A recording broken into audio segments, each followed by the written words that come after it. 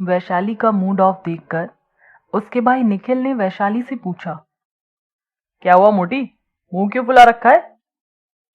ऐसा सुनकर वैशाली तुनक कर बोली, अरे भाई वैसे ही मूड ऑफ है, अब तुम तो मत चिढ़ाओ यार। वैशाली का ज्यादा गुस्सा देखते हुए निखिल समझ गया कि मामला गर्म है। वो चुपचाप से बस वैशाली के बगल में बैठ गया। निखिल को जब वैशाली से कुछ भी जानना होता तो वो अक्सर यही करता था। बिना कुछ कहे वो वैशाली के पास बैठ जाता। वैशाली गुस्से में होती तो बड़बड़ाने लगती थी।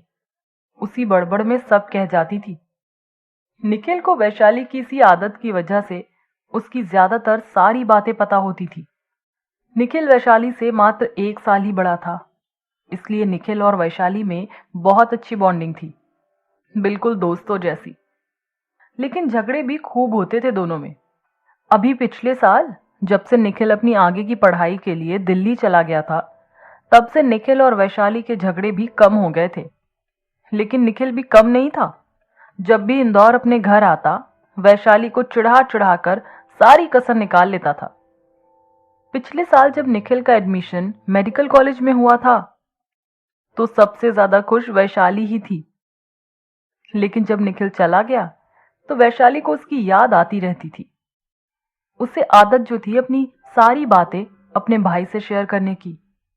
वो तो सौम्या आ गई वैशाली की लाइफ में, नहीं तो वैशाली अकेली ही पड़ जाती।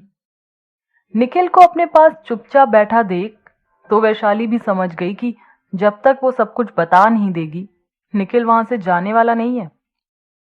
वैशाली ने बोलना शुरू किया, अरे भाई वो रास्ते में मुझे 2 लड़के मिले थे आज, एक दिन और भी मिले थे पहले।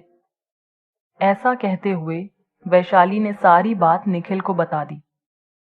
निखिल पहले तो चुपचाप सुनता रहा, पर एक भाई होने के नाते ये सुनकर कि कोई उसकी बहन को छेड़कर चला गया, उसका भी पारा चढ़ गया। वो थोड़ा सीरियस होके बोला, तू फिक्र मत कर, मैं चलूंगा कल तेरे साथ, मैं देखता हूं उन लड़कों को। अरे नहीं नहीं भाई, वो मुझे रोज थोड़े ही मिलते हैं जो कल मैं दिखा दूं तुम्हें। वो तो अचानक ऐसे मिल गए थे, अब ये जरूरी तो नहीं कि कल फिर से मिल जाए। और वैसे भी दोनों बार मुझे कॉलेज से वापस आते टाइम ही मिले अभी तक। वैशाली ने निखिल को बताया, अच्छा तो तू ध्यान रखना, अगर कभी लगे तो मुझे बोल देना, मैं सही कर दूंगा उन लड़कों को, बड़े आए मेरी बहन को छेड़ने वाले। कहकर निखिल ने वैशाली को समझाया, फिर आगे बोला, या फिर ऐसा भी कर सकते हैं कि तुम्हारे कॉलेज से वापस आने के टाइम में मैं आ जाया करूंगा तुझे लेने। निखिल ने सुझाव दिया, अरे नहीं नहीं भाई, उसकी जरूरत नहीं है। वैसे भी वे लड़के दोनों बार मुझे अपने घर के पास में उसी चौराहे पर मिले थे जहां अक्सर ट्रैफिक हो जाता है शाम को। इसलिए अगर मुझे कभी ऐसा लगा कि तुम्हारी हेल्प चाहिए तो बस वहीं तक आ जाना। ऐसा कहकर वैशाली ने निखिल को अपना आइडिया दिया। निखिल को भी वैशाली की बात तो सही लगी। वो बोला, ठीक है ऐसा ही करेंगे, बाकी तू अपना ध्यान रखियो। कहते हुए निखिल वैशाली की चोटी खींचते हुए उठा और अपने कमरे में भाग गया। वैशाली थोड़ा और चिढ़ गई। जब निखिल अपने कमरे में चला गया तो वैशाली अपनी पढ़ाई करने लगी। अगले दिन वैशाली सौम्या को साथ लेकर कॉलेज पहुंची। पूरा दिन कॉलेज में अच्छे से बीता, जैसे रोज ही बीतता था। वापस आते टाइम वैशाली सौम्या से बातें करते हुए ही आ रही थी, मगर उसका ध्यान रोड पर निकलने वाली हर बाइक पर जा रहा था। उसे इंतजार था उन दोनों लड़कों का। वैशाली को बदला जो लेना था उन दोनों से। वैशाली देखते देखते और सौम्या से बातें करते अपने घर भी पहुंच गई, लेकिन वो लड़के आज उसको नहीं मिले। वैशाली और सौम्या रोज ही कॉलेज से पैदल वॉक करते हुए ही अपने घर आती, यही सोचकर कि वो लड़के मिलेंगे तो उनको ढंग से सबक सिखाएंगे। लेकिन ऐसे ही 4-5 दिन निकल गए तो सौम्या ने वैशाली से एक दिन कहा, वैशाली वो लड़के तो अब मिलने से रहे, तू छोड़ दे अब और भूल जा सब कुछ। उन लड़कों के चक्कर में कितने दिन से हम अपने पैर तोड़ रहे हैं। अब और नहीं यार, चलो शेयरिंग ऑटो लेकर चलते हैं, घर भी जल्दी पहुंच जाएंगे, मुझे ना भूख भी लग रही है। सौम्या की बात सुनकर वैशाली ने हाँ कहा और दोनों एक साइड खड़ी होकर शेयरिंग ऑटो देखने लगी। एक ऑटो पास में आती दिखी जिसमें एक लड़का बैठा हुआ था। दोनों ने उसी ऑटो को रोक लिया और बैठ गई। बैठकर जैसे ही सामने बैठी दूसरी सवारी यानी उस लड़के को देखा तो दोनों एक साथ चिल्ला पड़ी, बहन जी। वो लड़का बेचारा झेप गया। वो तो पहले ही दोनों को देखकर सहमा सा था, ऊपर से आज अकेला भी था। उसका दोस्त पिछली दोनों बार बाइक पर उसके साथ था, पर आज नहीं था। लेकिन दोनों ही बार वैशाली को भाई साहब बोलने वाला बंदा तो यही था, यानी कि वैशाली का असली शिकार यही लड़का था। वैशाली उसे देखकर आउट ऑफ कंट्रोल हो गई और ये भी भूल गई कि ऑटो में बैठी है।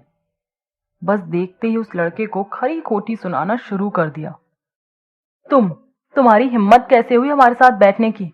और तुम्हें बड़ा शौक है ना बाइक पर बैठकर हवा हवाई बनने का, फिर आज ऑटो में कैसे बहन जी? और वो तुम्हारा दोस्त जो पिछली बार तुम्हारे साथ था, वो कहाँ गया? ओह, मैं समझ गई, जरूर तुम्हारा साथ छोड़ दिया उसने। सही भी किया। तुम्हारे जैसे लड़कियों को छेड़ने वाले लड़कों से कोई भला कैसे दोस्ती रख सकता है? वैशाली बस बोलती ही जा रही थी, बोलती ही जा रही थी। वो लड़का हैरान परेशान सा चुपचाप सुनता जा रहा था, बिना किसी विरोध के। सौम्या ने जब उस लड़के को ऐसे चुप बैठे देखा तो उसको लड़के पर थोड़ी सी दया आ गई। सौम्या को लगा आखिर ऐसा भी क्या गुनाह कर दिया बेचारे ने जो वैशाली इतना सुनाई जा रही है, और मस्ती में इतना तो चलता ही है। सौम्या को अपनी बातें याद आ गई जब उसने साहिल को पहली बार देखकर देवदास बोल दिया था। यही सब सोचते सोचते सौम्या ने वैशाली को बीच में ही टोक कर कहा, अरे वैशाली चुप हो जा यार, तू बहुत सुना चुकी है उसे ऑलरेडी। वो कुछ बोल नहीं रहा, इसका मतलब ये तो नहीं कि वो कुछ बोल भी नहीं सकता। इनफैक्ट ये भी हो सकता है कि वो किसी और ही मूड में हो, परेशान हो शायद। नहीं तो कम से कम एक बार तो तुम्हारी किसी बात का जवाब देता ही। देखो ना, कब से चुपचाप सुनता ही जा रहा है। सौम्या की बात सुनकर वैशाली चुप हो गई और उस लड़के की तरफ देखकर बोली, अच्छा ठीक है, छोड़ो, तुम मुझे अपने बारे में बताओ पहले कि तुम हो कौन, कहाँ जा रहे हो, और तुम्हारा वो दोस्त तुम्हारे साथ क्यों नहीं आया आज? वो लड़का चेहरे से सच में परेशान सा लग रहा था। वैशाली की बात का जवाब देते हुए बोला, सबसे पहले तो उस दिन के लिए सॉरी, वो बस मस्ती में ही ऐसे बोल दिया था, बिना सोचे समझे।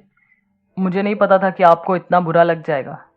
और दूसरा, वो जो मेरे साथ मेरा दोस्त था, वो मेरा रूम पार्टनर था और मेरा बेस्ट फ्रेंड भी।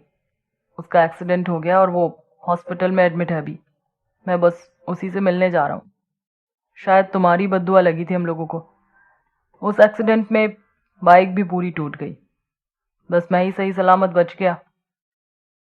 आखिर कौन था ये लड़का?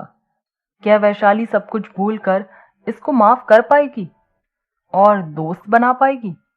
जानने के लिए सुनते रहिए